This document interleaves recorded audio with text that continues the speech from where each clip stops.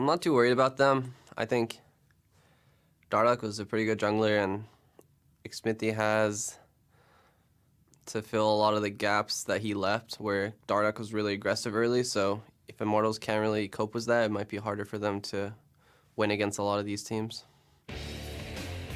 Well, the picks they have so far, the Elise working out a little bit for them, but they still have to change a few things as we are at 1-1. Welcome back. We are about to attack, heading into Game 3 now of Immortals versus Phoenix 1.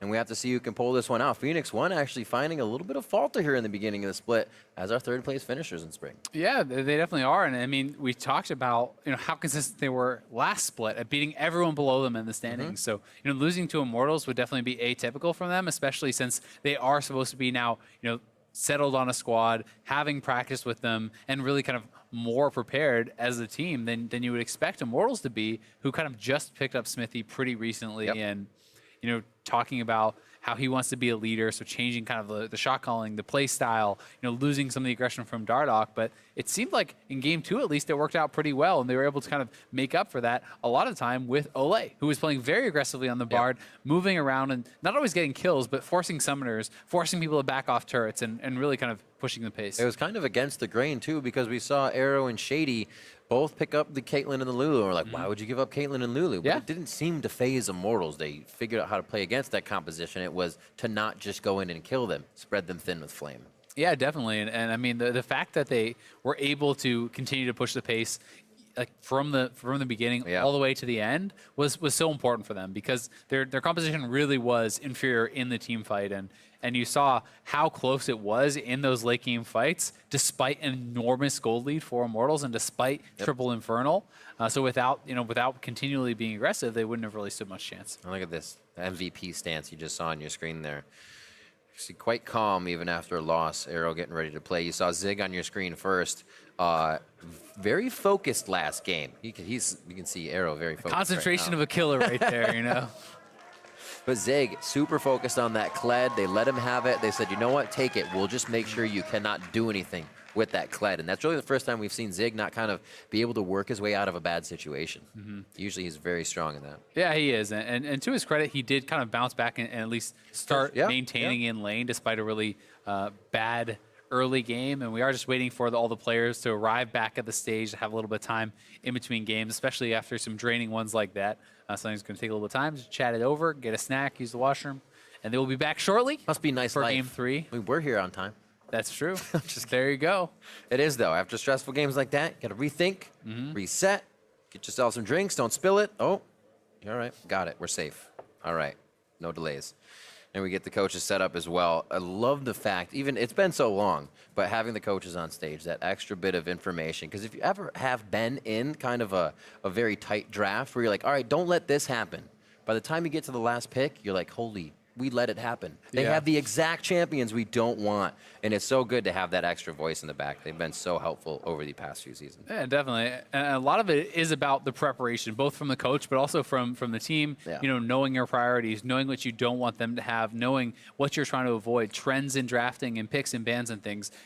A lot of the teams and a lot of the best coaches do a ton of mock drafting where they go through and they say, what would a draft look like if we did this? And they try to run through a bunch of scenarios. And even if it doesn't really give you an advantage, knowing that you've gone through all these drafts and then seeing it happen in the live game makes you feel much more comfortable, because you've accepted that that's a trade you're willing to make to give up X for Y, right? And it kind of gives you that comfort and the security of knowing that you had prepared for this situation and you're going to be okay with that. It's envision it. It's the muscle memory. It happens for every sport. The faster, when you see it again, you can counter it faster. Well, just waiting, as we said, for the players to get into this one from their break, coming into a Game 3, 6 games on our first day. This is exactly what I want to see coming in to every day. I'm sure the players are kind of like, well, we'd rather win in 2. But the fans and us, we love to see this happening. We love to see the teams actually get these 6 games, because in that third game, when they're tested, is when you do different things. You push yourself to the max, or you play a little bit more reserved, and you find different areas of play for yourself. Here we are back into Game 3. Let's see what else these guys can manifest here on the LCS stage. Immortals versus Phoenix 1. I'm pretty interested to see if there are going to be any big adjustments in pick ban, because it has been relatively similar compositions being run by the teams. And Zach has not come through pick ban at all yet. We'll see if he's going to get banned out yet again. or if Flame wants to go back to something, kind of dominant in the top lane, you could go for the early reaction again. But I do think it could be a good idea to look for a counter pick for him as well with something like Fiora. Zac Attack is gone. Xayah as well. I don't think they care about the combo, but Xayah can be taken out to stop that. And that is a change because Xayah was not banned last time around. Yep. Has not been picked at all in this series so far. So perhaps worried about the Xayah Rakan combo. You don't obviously have to ban out both if you just are worried about the combo, not an individual piece. Oh. A lot of respect to that Thresh. Props to Ole. Ole, is a very strong, aggressive support player, and I think that Thresh is one of the stronger ones in the meta right now. Is even seeing a lot of success in solo queue and stuff. So it is something that you have to be very wary of, especially in combination with someone like an early ganking jungler such as the Elise. You can always set those up, and it can be pretty powerful. Phoenix One looking again for that Lulu. May even hit the Caitlyn right off the bat. They see jungler though. What are they doing? I am actually so surprised that it's a first pick Shen, and yet again they're so they're gonna take away Elise from Smithy, but this could be a Caitlyn Lulu, first round. You can still counter pick top lane. I feel like some of the drafting priority has been a little bit surprising to me in this series. Shen is not something that was super successful in game 1 or anything like that. Kled should be fine into that. Yeah. Zig also does play Gangplank, which I think is actually quite a good matchup against Shen because you can honestly usually farm out the lane pretty freely and then kind of outscale. So there's certainly a lot of answers there, but it does allow Immortals to have more of kind of a proactive style, that global ultimate and things like that. Immortals just really aren't bothered by the Lulu. So you can have it, not something we necessarily want.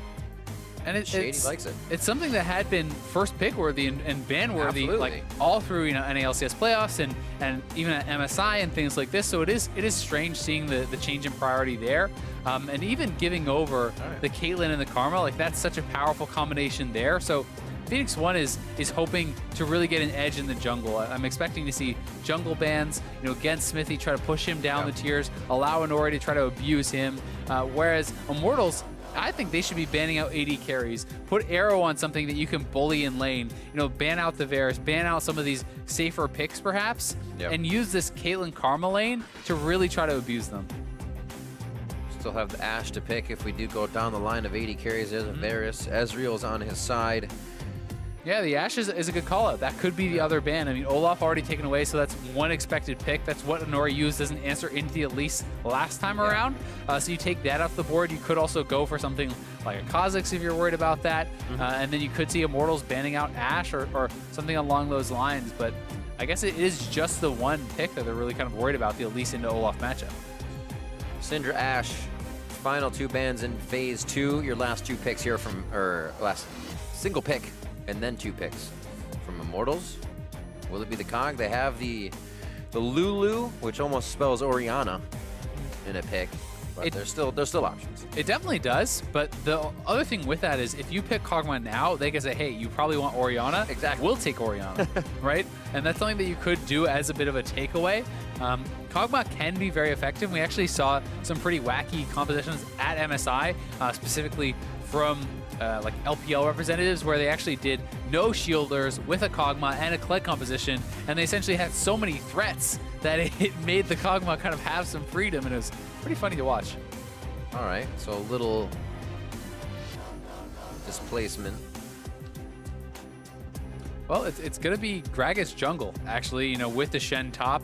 That's true. Gragas jungle, we saw Dardoch play it earlier. It can be okay, but even in that game, he got quite behind on the early clear. A lot of champions do clear a lot faster than the Gragas, which is why we kind of more often see it in the top lane. That said, it still can be a very big playmaker. He can farm reasonably well once he has some levels, especially once you're on that Runic Echoes. And we have Pobelter taking the Orianna away kind of as expected. So, wow, Talia. Not a bad matchup. Usually gets pushed in a little bit, but Pobelter wouldn't have too much trouble under his turret. We'll also have the help from McSmithy there. McSmithy not as aggressive on this Gragas early game, can still get some work done, and that's kind of what Inori is expecting from him as well, as McSmithy has stated. I'm going to try to be a leader for this team. And it always makes it very scary for Kog'Maw, right? You don't have a dash. You have to play pretty safely against this Gragas. This is not Arrow on a Caitlyn. If you step forward and you get body slam flash, body slam, taunt flash, these sorts of things, the follow-up is very easy with a shockwave, and you can get taken out so quickly. That said, you kind of are expecting there to be some side lane focus, perhaps on the top lane, as Shen is not the strongest in the 1v1. Obviously, you can kind of like maintain your like even CS and that sort of thing. But if you could see Talia going up top, getting an advantage for Kled along with the Elise, that's something that they could look to focus. And you always want to attack the global instead of kind of going to the bot lane and having Shen ult in. You just go to him and try to take him out at the source. Well, we will see. Flame from Jarvan to a Renekton and now a Shen after having a great Renekton aggression game. Still be a little aggressive on Shen, but he's going to keep that idea of lane splitting down so the team can do well. Phoenix 1 back to the Kled in the top lane for Zig, but changing it up with the Kog'Maw for Arrow. That protection from Shady's Lulu has been something he keeps going to. We'll see how we get into game 3 here as we load it onto the Rift for Immortals versus Phoenix 1. I'm definitely expecting P1 to play a little bit less crazy at level 1. I mean, Kled, yes, running around in the jungle. Yeah, I mean, Zig got bullied pretty hard, but you have to remember level 1 was Renekton getting a first blood, and then at 8 minutes they got aced. So that's true. It's like he started from so far behind that game that in a easier matchup and a more even matchup, you certainly expect to look a little bit differently. And Arrow going to be going with that Doran shield, try to survive some of the poke here from Cody Sun. And Cody Sun, feeling like they have a big edge in that 2v2, will go to the Doran's blade and try to be poking out and kind of pushing in. And as of last game, we were saying, no, he's not going to take Elise. Why would Xmithy do that? And now he's playing Elise this game. So as a takeaway as well from Xmithy, as he did have a pretty decent game on that Elise, Nori will put that back in his champion pool for this game. And it can be smart because you've seen Smithy play it twice in a row now. Force him to show you something different. Force him to prove comfort on another champion. So that's definitely something he's looking to do. And Nori can certainly play the pick. It's not like it wasn't something he could do. It's just that in general, I see Nori as a player who prioritizes a lot of other junglers over this. And this start pretty interesting. P1 is doing the crazy level 1 stuff again, but they can get collapse on. Oh, that's the ignite hit. Oh, last shot. 100 health left. Here comes not going to burn through Smithy that. Body slam. No, it doesn't decide to. You had to say something, Hazel. Now we're going to get it. There's no blast cone as they took it out early. They're just going to walk themselves out, but they have disrupted a bit of the early jungle. Let's see how the start goes. Should be okay, but Raptors. Yeah, I mean, Ryu is actually trying to steal away the Raptors. We'll see if he gets it. Got 3. That is very frustrating for Smithy because he doesn't get level 2 then off the small Raptors, and his blue buff is being stolen away. So if Inori could get right back over to his blue, he could get a 3 buff. He may just want to try to go for a full quadrant clear. There's a lot of different options here for him, but looks like he should have the 3 buff as Smithy's actually just going straight topside where his blue buff's already gone. That's going to be painful once he recognizes the wards are there. I mean, actually, he knows, so he's going to change his path up here from wherever that situation happens. Bot lane getting pushed in to start things off. We'll see what Smithy's choice becomes with this level 1 here. May not get too much help on anything else. And Krugs and Gromper do pretty hard to do without a start. Yeah, it definitely can be. And Smithy taking a little bit of a weird path. I mean, he starts Raptors, gets a lot stolen away, then goes to Wolves, now back to what I assume is going to be red, but he's spotted out. Maybe he's, trying to... Yeah, it just seems like a pretty strange path overall. They did just ping where Nori was, though, correctly on that, and they actually think there's going to be a gank coming towards that bot side. Careful. Ole says, I'm going in. I'm going to get a ward down to make sure that is the path. So good communication here early game for Immortals to make sure nothing too big comes of this. Yeah, Arrow and Shady kind of struggling a bit here, though. Actually, 3 CS out of the first 3 waves. So 3 out of a possible... 12 or so CS there that he could have gotten. He has a few more to try to pick up here, but not only has he been getting pushed in, he's actually been missing the last hits on almost every single one. So whether that's Shady not prepping them properly or whatever it is, definitely some things going wrong in the bot lane. Another situation not equal to last time, but that kill pressure here for Shady's down with that ignite. Immortals knows it, and they're playing even more aggressive. Now into the turret, a missed one there. That's another missed one. Oh no, stayed alive. The turret not doing enough damage just yet, and how happy Arrow is able to pick these up. Good job with Shady getting a little help. The minions get that one, and it is just tough for them right now. And is that even a situation you call Inori down to, or is it something you can stave off, get to 6, and even out? I mean, Inori is coming down. So. You definitely can even it out. One of the big concerns, because they are staying healthy, so it's not, the CS lead is not the end of the world yet. For sure. It's not that big of a deal. What can become a problem is if you're constantly pushed in and you're missing a lot of that farm, then Caitlyn can have a free base and buy up a pretty good item, and then you either stay in lane and try to push it out with just your Doran shield, and he comes back with like a BF, or you match bases and you have a very poor item buy, and that's when it can sometimes really spiral out of control. Because for now, Arrow is essentially accepting that he'll lose some CS, but he'll keep health. Smithy is unspotted. He can body slam flash here. Blast through. That's going to be Arrow almost going down. There's the heal. There's the help picks. A few more shots as the Peacemaker just to the left. They're going to go ahead and retaliate a bit. Nori's here now, Nori too. could find a kill. He's over a ward, so the team's going to know to pull down to that bot side. They haven't seen him yet, though. The minion wave. Oh, no, they did. They were baiting it in. I was going to say they're tunneled on the fight, but they knew the wave coming in would protect them, and they just let Inori hang out. And I don't know if we're going to get to see this again, but no Ignite used by Olay. You know, Cody-san could have flashed forward as well instead of going for the Peacemaker that he missed, and I think that should be a free first blood. I think that with the execution from Smithy, if there's the instant Ignite from Olay, Cody-san just flashes forward and looks for the autos instead of the Peacemaker, Arrow should be 100% dead. And then with this lane advantage, that becomes a tragedy because it gets pushed in on Kog'Maw, he has no buy, Caitlyn could be massively ahead. So really, that's a pretty big kind of error there from Immortals. It should have been a massive advantage. Turns out not really matter at all. Almost happy with the situation of saying, yeah, we got him out of lane. Don't go too hard. Also could have been scared off there by Inori, but do as well feel that kill could have been locked in. The thing is, you know, it's like, yes, Inori could come down, but if you kill off the Kog'Maw right away, there's no return damage onto Smithy, and then you have a very healthy 3v2. So, you know, that is the big argument for making that play. Of course, you can be scared of the Elise, and obviously he was. Whoa. Just a quick body slam in. Over the wall, Flame, a quick flash taunt. Very, very fast as they wanted to get that kill. Flashing Inori as well. Flashes all around, everyone's safe. Yeah, trade of flashes there, top laner for the jungler.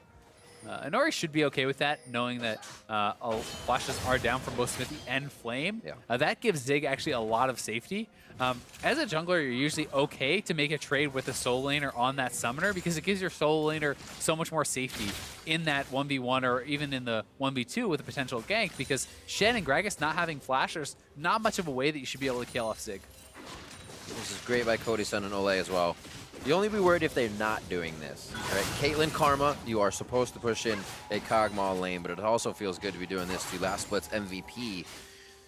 It's still going to be scary late game if they allow him to keep farming like this. It doesn't mean he's been shut down just yet. Yep, and they need to keep getting damage on the turret. You don't just push it in. You need to chip away that turret, look for that first turret gold.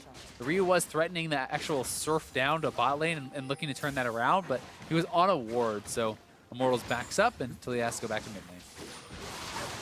A little push down from Zig, make sure his ward and himself are safe. Oh my word. Just a bit of a gold lead here, about 400 for Immortals. No real objectives to grab. I do feel that they can get this Scuttle Crab and then work a bit of the dragon area. Ryu should see this ward pop if he stays in the brush. But no Gragas to be found as they see him in mid. Yep. So nothing going to happen quite yet, but I mean, Inori is working his way down towards bot lane. Smithy is moving up towards mid, so definitely potential plays on both sides. Smithy not level 6 just yet, though, so not going to have that big ultimate available, and Inori will be a lot stronger than him. He's got to find it, possibly on this camp right here. Everybody else has it on the right side except for P1's bot lane. Oh, Nori steals it away. No 6, yet 4 Smithy still. And Inori has already hit that a few camps ago. Yeah, very nice. I mean, he saw that Smithy had already used his barrel. He's down a level, so he doesn't even have the smite combination. So Inori is able to take that away very easily and continue his pressure, trying to take something away from Gragas really at every opportunity. Basically sitting at 90% of that level 6. I'm waiting. Luckily, P1 not in a position to make a move that would require the explosive cast. And we haven't seen too much of this island just yet. No teleports, no stand uniteds, as those have just come up. But a lead here for Flame as he starts out on Shen in game 3. Yeah, and Shen is pretty strong into these melee matchups early on before they build up much damage. Yeah. He has early tabbies, which is very good against Clyde here too. So he can, bully and push a little bit. But as you get more and more items, you get some of the arm pen, some of the life steal on Zig, those longer trades stop going your way. Maybe first, or I should say second time the junglers catch a glimpse of each other. Here, quickly smited out. Pobelter has one for himself. Give one over to Smithy. Yeah, I think Smithy actually meant to take it because it was the smite at the same time as the auto, but Pobelter got it. It's still pretty nice for Pobelter if he can actually, get in range, not just for the true damage and that burn on the red, but also a lot of it is about the HP regen that you get from that red buff. So when you're out of combat, yeah. And it's going to help you out against Ryu, who's going to be trying to poke you down. Hits from Zig.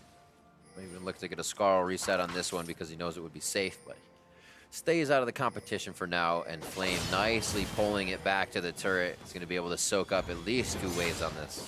Yeah, and one of the smart things about that from Flame, the little move to the side, was actually to delay the minions from getting to the turret. Yeah. He pulls the aggro, and then you actually have that wave denying your own wave. So denying away last hits and experience and putting Zig in this position where he has to move up very vulnerable. And that's actually causing Zig to back. He's going to get a fresh wave to himself. Obviously, the teleport will come in, but look how far up Flame is. That is nice. 88 to 65. You can see the discrepancy there now. It doesn't mean Zig can't clear that wave up when it gets to him, but things are big, and it may mean that wave pushing could be Flame teleporting safely to another lane. Yeah, I mean, they have yet to use that Stand United, so you definitely want Smithy with this ultimate, with his flash available, to be looking for a play and use that in combination with the Shen. So ideally here, Shen shoves out top lane, Smithy goes bot lane, body slam flash with the Shen ult coming in onto the Kog'Maw, take down arrow, and then try to go for that early Infernal. That's the kind of play you want to see. So is this actually now on Immortals? Obviously, they are scaling up a little bit as well. I was going to say to make a move, and they are going to. Pobelter hit over Unraveled Earth, but they're able to drop Inori immediately as they start working the ground, forcing the flash now onto Ryu. A great series of plays in favor of Immortal. Yeah, great job. I mean, they knew Inori was in that bush. Smithy gets vision, immediately takes him out with that play, and now they're going to execute on the Shen ultimate. You can see him backing off. He's getting ready for the dive. P1's bot lane already had to back off. They're going to have to sacrifice the turret, and then they can even look for Infernal here too. So P1 really kind of giving up everything. Basically answering the question I was just about to ask. When is the move made? You know you're more powerful than this Kog'Maw, and you will be for quite some time. When do you attack? And it was instant for Immortals in the mid lane. Exactly. I mean, it's as fast as possible, really is the answer. When you have the playmaking abilities up, Body Slam Flash is almost unavoidable. It's very, very hard. The only way you can really avoid that is as soon as you see the Body Slam animation, you flash, but then there's a mind game of sometimes they won't even flash with it, and then you waste your summoner. So that's something they have to go for, and P1 is hoping to capitalize on base timers, because although Immortals is stronger right now, they just base. So if they get in this Infernal, that's very good for them. Smithy gonna look for the steal. The sweeper cooldown almost gets it on the barrel, gets closed up. Looks like Smithy may be able to get himself over the wall.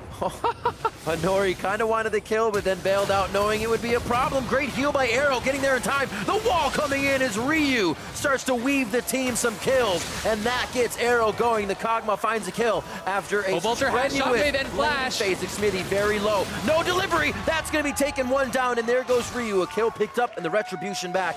So Pobelter gets a little extra gold. The no follow over the Voidoos, but what a hectic fight to get some kills on the board. Yeah, they do get some kills. Critical that Zig actually interrupted the Stand United with his own ultimate. You can hear that global sound going off and stopping the Shen from getting in there and making it go even worse for his team. They do go down as far as gold, but they get the Infernal, and they get a kill onto Arrow, which is really the target you want. But this Hex, very smart from Shady. He was going to look for the barrel over the wall, then body slam in and smite it. So denying that combo, very big. And now, as you see, Shen goes for the ultimate, Zig blowing his to interrupt, and then just knows he has to retreat. And the ensuing fight, the commitment here from Olay, he thinks he can take him out, but then Arrow there with the heal. The ultimate comes in from Shady. Olay is trapped out and does go down. Pobelter very strong though, and is able to come in and clean up a couple kills, which was so big for Immortals, because getting Pobelter going, I mean, it's been the strong mid laner that has been winning these first 2 games. Back to the phase items coming out. A fist for Flame as he starts to get a little more HP, looking for that Titanic again. Infinity Edge finished up by Cody-san. Blade of the Rune Kings we saw from Arrow after these few kills here, and everybody got a little piece of an assist there, except for the top laners. They again stay on their island. We'll see what they can provide here. And Flame did expend his TP as well as the Stand United in the double. same play. So P1 actually has the global advantage right now with their teleport still available from Zig. So, you know, ideally they want to set up some sort of play before those cooldowns come back for Flame. And Immortals is going to want to try to play safely. If you have Flame right on Zig, you can play aggressively because you know he can interrupt that TP, but otherwise you have to show respect.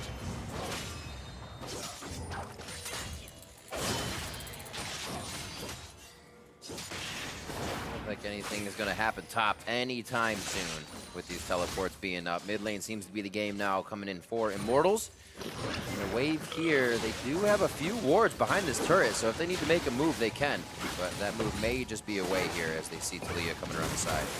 And they're just trying to wave clear this out. Smithy does have Flash very soon, and that's when he can go for another big play if he wants to. That should coincide pretty well with the Stand United. So, you know, Mortals is going to want to try to make another play around that timing. And once again, they are in a situation where you don't want to give your opponents too much time to scale. They have a very, very strong team fight this time, but still, it's a Kog'Maw and it's Arrow, so you don't want to allow him to just kind of free farm and delay.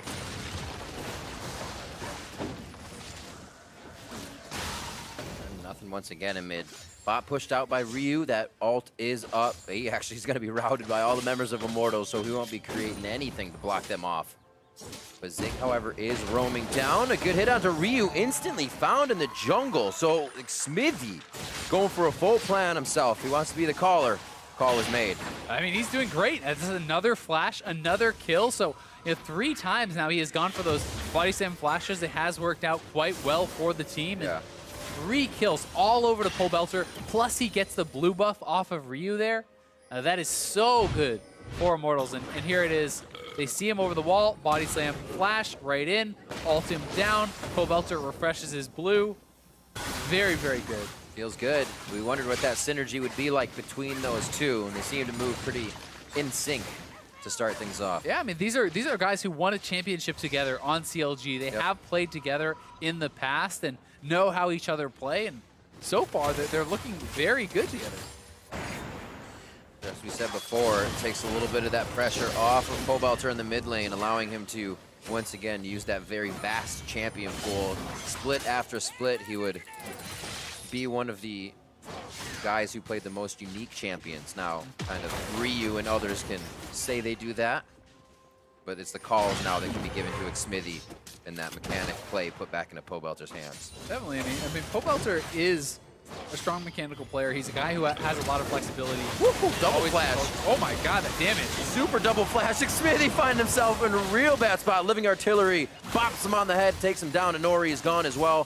Jungler's out of the fight. Top lane's getting pushed in, and we just had a back from Zig, as he may have to teleport back to the top side to save that turret. Mid lane getting pushed in by Immortals, and man, things are happening in the blink of an eye. Yeah, another kill on Pole Belter, but Arrow gets the counter kill, and they actually burst Smithy through the Courage of the Colossus shield, the Karma shield, the Orianna shield, and the Stand United. Like, he had so many shields, and he just got taken out, and now Cody-san in trouble. Want to shield with your shield? Flash over the wall. This is Ryu. He's got movement speed around the rocks. The jungle is where Talia lives. Throw another rock. One more. One, maybe. Oh, okay. I was going to say, if you got the kill on that, Zig ults in, doesn't even get the hit for assist. But it was to Arrow. So the double team there, 5-3 as Pole Belter working on the side lane. The team's still trying to get something as they go for Rift Herald. They are spotted, though, and Shen is back, so they're going to have to back off the play. Pole Belter is kind of just 1v1 against Inori in the bot lane, and Inori cannot deal with him whatsoever.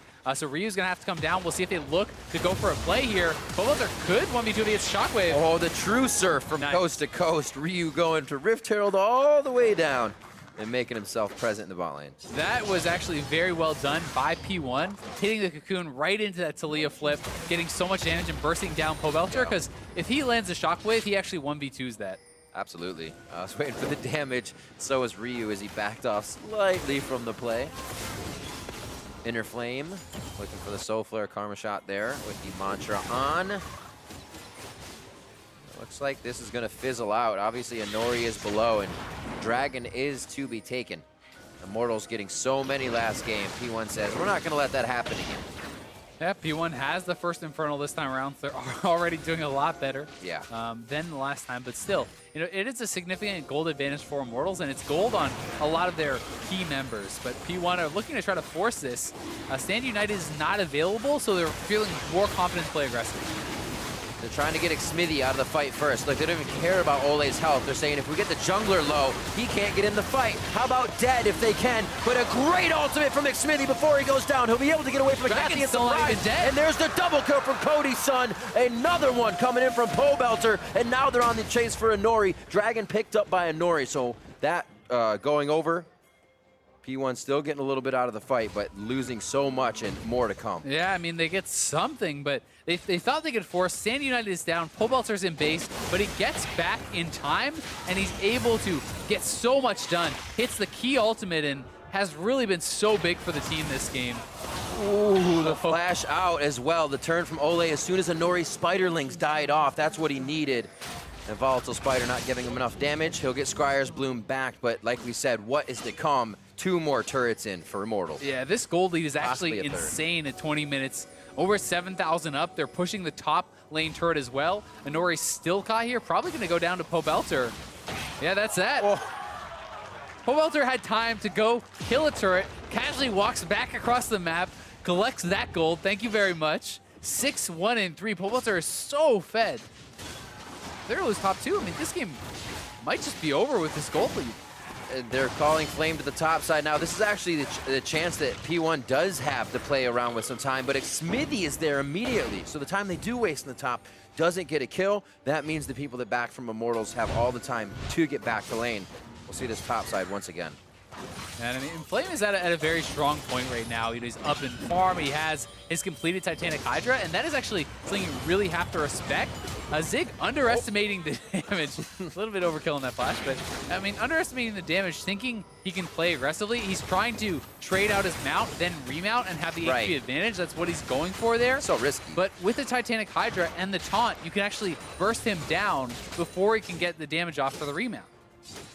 Well, I'm sure there's kind of a few situations you play that in, you're like, oh, I think I played it wrong, I'll try it again. But what if Flame does play it even more correct, right? Yeah. Plays that counter onto Zig, it just gets that much more out of hand, and already it's getting tough. And a lot of the thing is, when you play against a lot of Shens, you know, especially if you're playing in solo queue and stuff, so many people will simply go for like a Sunfire Cape first, right? And the damage is very different than it is against someone with a completed Titanic Hydra. So you're not always used to these different damage thresholds and that the different builds can bring. And he obviously underestimated there, but they're looking for a TP. They're going to try to get Pobelter, whole team coming up. Oh, there's the hit. It did pull Inori top side. He's going to be able to bring it back to himself. The dissonance was not used for Pobelter. Wall actually helps him out a little bit and allows Immortals to come back in. Ryu stopping his team from getting a full engage. A nice Soul Flare to stop and slow BP1 as to try to get out of this. The back line exposed to Xmithy. Now the front line to the rest of the team with a double kill. Dissonance coming in for Pobelter. 3 members of P1 in their eyes. Bot lane pushing, mid lane pushing, and Immortals is looking for another turret. Yeah, they're going to get it. P1 cannot stay around at all. That Stand United was so clutch from Flame.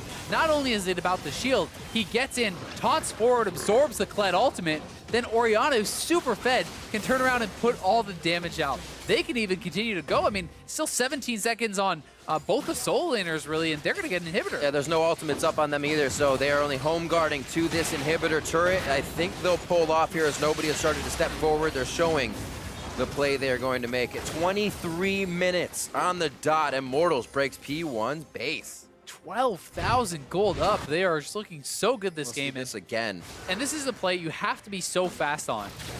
You know, the Stand United coming in, sidestep on that cocoon. There it is. So the taunt forward absorbs that Kled ultimate. Pobelter's able to move back, then go forward with the damage as the rest of the team comes in. And they're just so strong at this point that if you don't eliminate Pobelter or Cody-san right off the bat, you cannot actually fight them. So Xmithy has the confidence to move forward. So does Flame. And just look at that dissonance damage. Whew. He is so far ahead of Ryu, it's actually insane.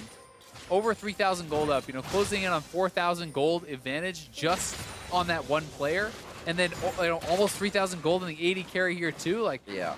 Immortals is almost at an unlosable point. I mean, there's items ahead. Adaptive Helm now onto Smithy. Getting all the items we need. Another Ardent Sensor for Cody's son. And it's not even in a kind of defensive position this time. Cody's son's using that to go forward, knowing it's giving him even more power. And the team is behind him as well. Adaptive Helm is actually pretty good against the Leah because of those rocks. It's constant damage coming out, and I do believe it actually works on the mixed damage, of Bladed Rune King and stuff too in the Hogmod W. So whoa, cool. Well, that hurt Pobelter. He took a few of those Bio Arcane Barrage shots from Arrow. They do have to be wary. Once a team like this is pinched in, kind of gives P1 an advantage to hit up a lot with what Talia can do, but also Flame, Smithy, Pobelter can get one hell of an ultimate if they can get all of P1 around an inhibitor turret. Yeah, and in my opinion, the play here for Immortals is you go to Baron, you send Shen bot. If they try to contest, then you just TP, you ult in, right? There's no TP on Zig, and they know that because of the recent play in topside. And if they send 5 there, you just back off and you allow Shen to actually push into this turret. But Flame is not pushing. He's actually farming wolves right now. You really want to be shoving up and making the most out of this map pressure that you have. Well, to the book, Shen bottom. Here we go. Flame's going to start pinging on the turret. Now they try and keep eyes on Nori and Arrow, but also make them think, you guys have to fight us for Baron as they start to get in position. Zig's called down to the bot side here. Remember, it's a double teleport, a Stand United, and TP for Immortals to work around the map with, and they will start the Baron. They're going to start pressuring P1 into the fight. And this is still pretty early. I mean, Smithy's taking a lot of damage from this. This is not like a 30, 40-minute Baron, and P1 looking for the engage. Stand United is available, though. Whoa. They don't even need it. They're just going to try to back off, and Shen is staying on the inhibitor turret there. Good disengage and use of the Ghost from Pobelter. Very nicely done. Zig thinking he would get in with the ultimate. Really the first time we've seen him on him on his Kled kind of be routed, not able to get those ultimates in. It seems like Immortals knew those picks were going to happen. They haven't minded Lulu. They haven't minded Kled. They came prepared for this game. Now they're heading out to the Baron. 12-4, 26 minutes in, and they do have a few members on that right side of Baron to stop it. However, they're just letting kind of Flame do his thing here. Yeah, not getting the fight they want, and they're not pressuring what they have to do. And Flame can continue to push like this. He doesn't know where everyone is, so he is going to back off for now, allow them to reset. But, I mean, you should go get your buys, and then you just keep pushing this advantage because he's up a couple levels. Kled is not really going to be able to run him down with like a Black Cleaver and a Hex Shrinker. He's not going to have enough damage to do anything. And you should be able to eventually whittle down those inhibitors. Should be. They'll make it. That's going to help a little bit. Cody's son will eat that Acathian surprise. Not a problem for him at this point in the game. He'll be able to heal back up with Warlords quite easily, as now they're pushing mid and top, able to work 2 lanes. Bot lane is pushing away from Immortals, so P1 has a bit of breathing room there, but already open inhibitor. Not like it matters too much. Yeah, I mean, you hit the taunt flash, take down Arrow, and now they can probably get at least this top inhibitor. You'd think that they could move down and take the second inhibitor tier 2 because their item advantage is so massive. A lot of it at this point has been that safe play. We did talk about the third game and how some things change. They're not hesitation, but more tempered or measured in their engages here to make sure that they don't go down, going for that second inhibitor. Yeah. They're going to do it safe, go for the wave, then push themselves. They certainly have been very careful. I mean, it's game 3. For sure. You definitely don't want to throw away the advantage. You know you're massively ahead, so it makes sense. Why risk it kind of situation. That said, the longer you do kind of do things like this, there comes a point where you should push the edge because you give your opponents a lot of chances to come back in. And here should be that taunt flash coming in. Yep, there it is. Nails it, and Arrow taunt flash into the trap. No chance to actually flash and get out. Not much chance really left in this game, you have to feel, as Cody's son's going to go back and buy. He's going to be at least a full item ahead of Arrow, and so strong in the team fight. Bot lane doing a bit of the stepping up that we looked for them to do here in Cody's son and Ole. Pobelter as well, showing the consistency in these plays. making sure he's top KDA. It seems like Xmithy has relieved a bit of the leader pressure from him in the mid lane. I mean, the last 2 games, Cody Sun and Olay have matched up very well against Arrow and Shady. And this is absolutely, you know, Shady, yes, he's a newer support, but Arrow is the MVP. And they're doing very well. Yeah. Like, the amount of growth that we've seen from Cody Sun and Olay has been pretty incredible. From, like, you know, all the memes and stuff about Cody Sun feeding early in the season to where he has come now. I think he's actually, you know, definitely one of the top half AD carries. Airborne is Ryu. He hit the ground, and he hit the ground running. He's going to be able to make a double taunt on the backside. Shady and Nori both locked up in the fight as Arrow is looking for safety, and he can only find it next to Zig. They're trying to get out alive, but a flash is forced by Zig, and Immortals basically owns the map. Yeah, they can just run it down mid, take down that inhibitor turret, get the last inhibitors here, and then they can look to end the game. There's no way for P1 to really respond. They're just going to go straight for the Nexus. And they're even taunting on. They know they can take the fight and the turrets all together. Super minions crashing in from the top side. Inhibitor in the mid to be taken down. Looks like they're going to walk on by it. There goes Arrow doing what he can now with the Cathian surprise. It's not going to be enough. And Immortals, after going down in game 1, are able to take 2 of their own and take down P1 on day 1 of the summer split. It's a big win for them. New team, Smithy coming in. You're playing a 3rd place team from last split. They lose game 1, but they're able to come back and win. And Smithy was so good in this last game. I mean, yes, it's Pobelter who got extremely fed, and he's the one who's going to look like the star in the later stages of the game. And Pobelter played very well, but Smithy moving around the map with body slam flash after body slam flash, finding picks, finding these advantages, and really pushing the pace for his team. I was so impressed by how he played. This is the best game I've seen from Smithy in a long time, honestly. And you can kind of say this for both. Shady has been there, but awesome to see both teams with, say, acquisitions do well with those new people in the spots. Xmithy coming into a spot, Shady now confirmed in that starting spot. Both actually showing well, which means great things for these teams, because usually that first 5-week falter can put a team in a spot they don't want to be with a new player. It definitely can, and I mean, Flame showing up here too for Immortals. Really, the whole team did play quite well. You know, Flame going up against Zig, who I consider to be one of the better top laners in North America for sure. Yep. And 2 games in a row, you know, dealing with the Kled very, very well. You know, the Renekton game you can obviously blame on level and first blood and things like this, but Flame smashed him again on Shen, and that was like a straight up 1v1 solo kill. There was no big advantage that was gifted to him. He earned it on his own and played very, very well. Flame's strength in the side lane here in his picks, kind of say minus the Jarvan game as he had to come and fight with the team more, really allowed P1 to pick that Lulu and Immortals not to care about it. If they're never fighting that squad 4 on the side, Flame's always causing to distract and have that Lulu. They gave it to him every time and still couldn't make a Juggernaut comp. Yeah, I mean, and it's really just the fact that they're able to play to their game. They're able to push the pace early and not allow Arrow to kind of get to that stage where he can take over. I mean, even from the very beginning, how hard they were getting punished in lane by Olay and Cody Sun was very impressive. I mean, he had 3 CS off the first 2.5 waves, had been getting bullied out quite hard. And then you add into that the gank from a Smithy, the movement around the map from him, capitalizing on plays everywhere. They just got put so on the back foot. You can lose 1 lane, you can maybe lose 2 lanes. You can't lose all lanes and be behind in the jungle and expect to win. Right, always having speed at that support. Immortals all over the map. We're actually going to see the last fight here as they were able to push in and be the catalyst to the victory. The strength of Shen, as we said, the mobility. I'm sorry, this was the Gragas engage.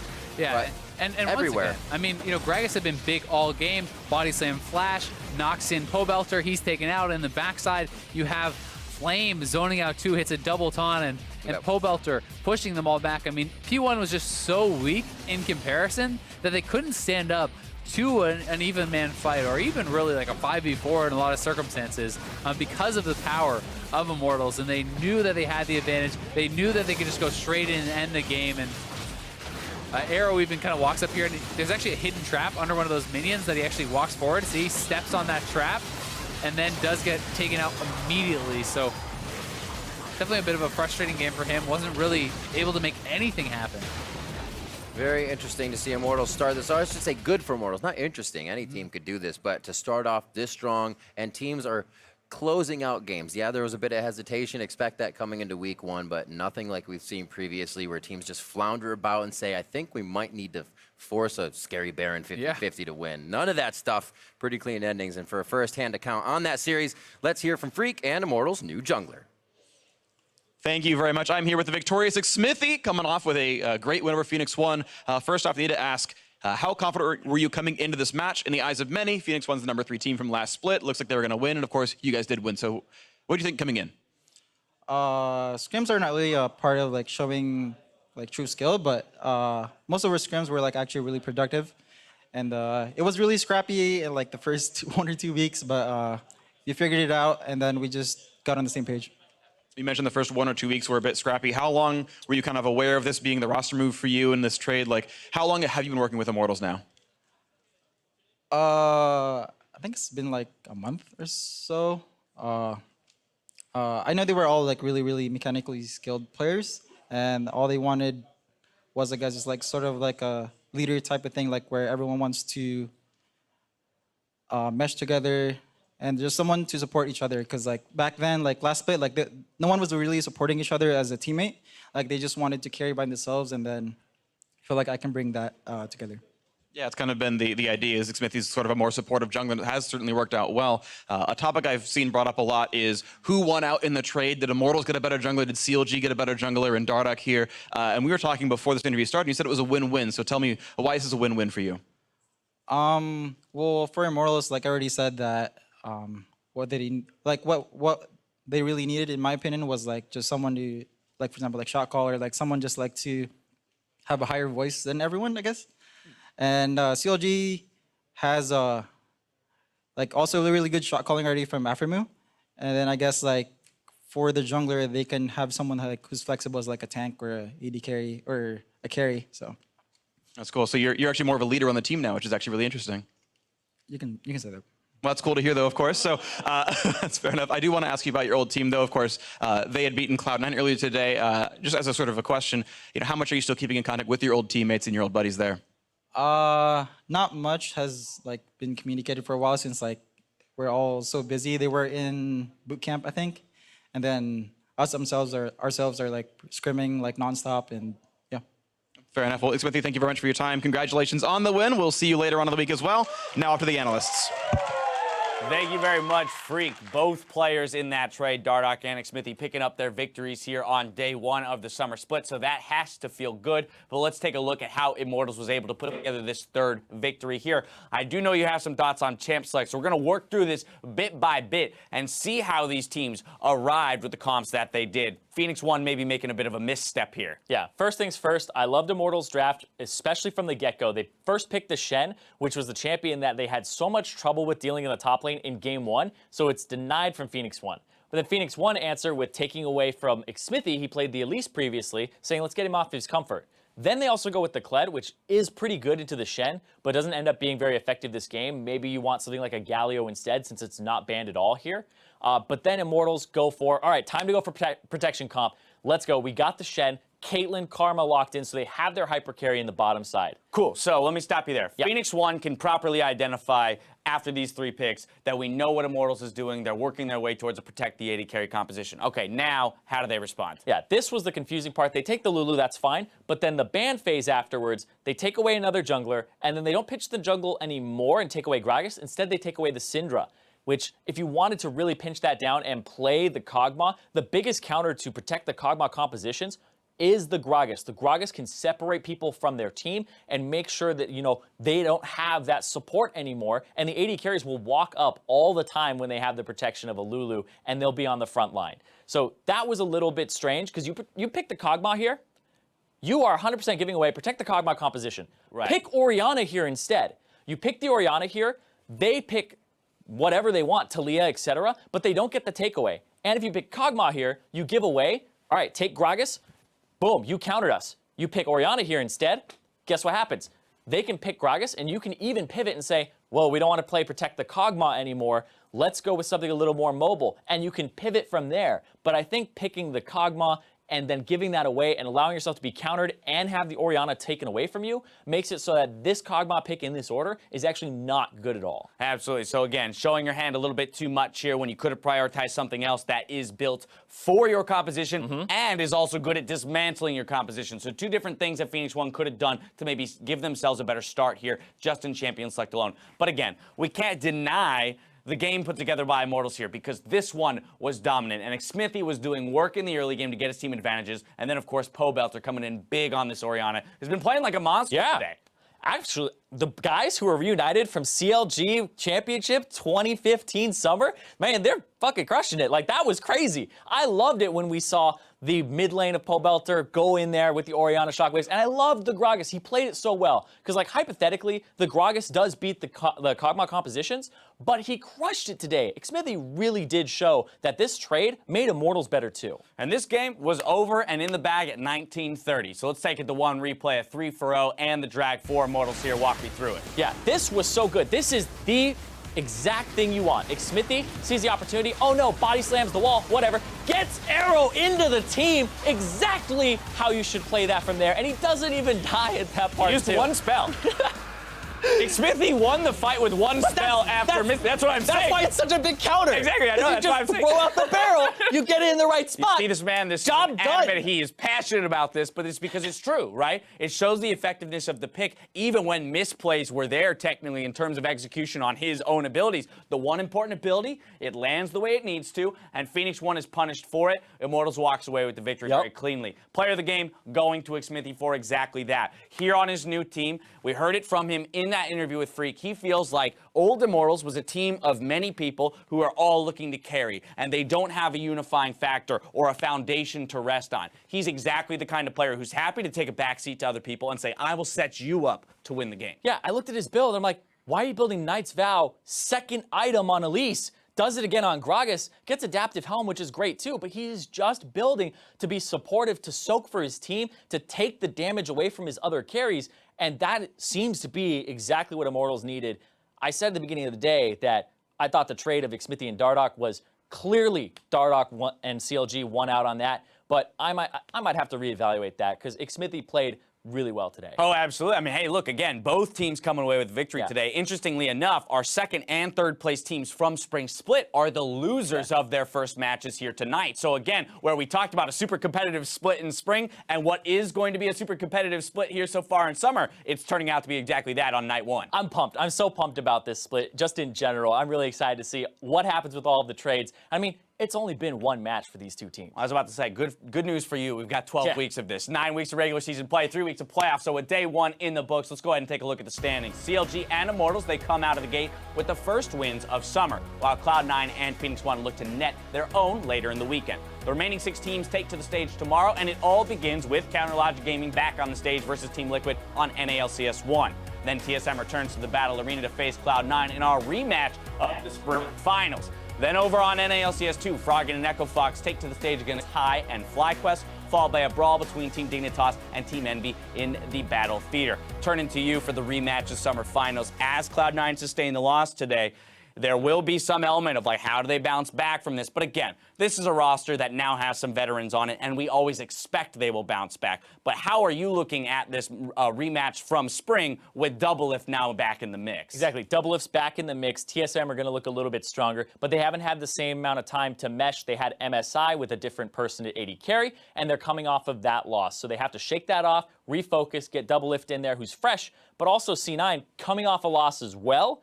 But they played 3 games with Ray. So that's kind of the question mark there, is what's really going on with that C9 roster. Is Impact going to play? What's going to happen? But I definitely think that TSM have a little bit of an edge there, because they aren't sustaining a loss from the day before, but they do have Doublelift AD carry, and I think that that's going to help them out a lot. Yeah, roster stuff to be decided for the C9 squad. We'll see if they can craft a victory tomorrow against TSM. That's going to do it for tonight. So for myself, the casters, and the entire live broadcast crew, thank you for watching, and we'll see you tomorrow for more North American LCS. Good night.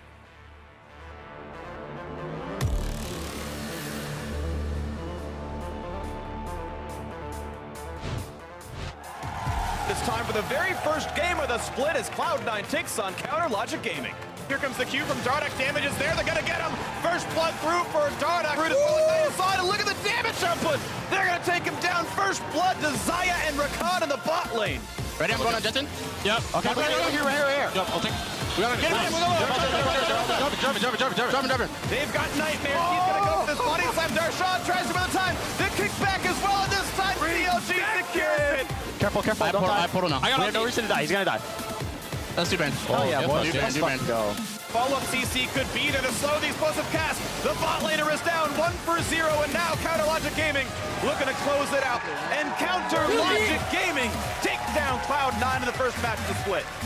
And it looks like Immortals is going to be able to walk out of this. No, gets back charmed on the rappel down. Flame now tries to go in the fight, one after the other. Woo! Let's go. Let's go. High energy, guys. High energy. This is going to be Inori going down, and now Flame coming up huge. Ryu's going to get taken down with one more swipe. Are they going to take it? Bolbelter goes to the wall. Oh, finds Arrow, the kiss of death. He can't get in the fight. How about Dead if they can? But a great ultimate from McSmithy before he goes down. He'll be able to get away from the Kathy at the prize. And there's the double kill from Cody's son. Immortals, after going down in game 1, are able to take 2 of their own and take down P1 on day 1 of the summer split.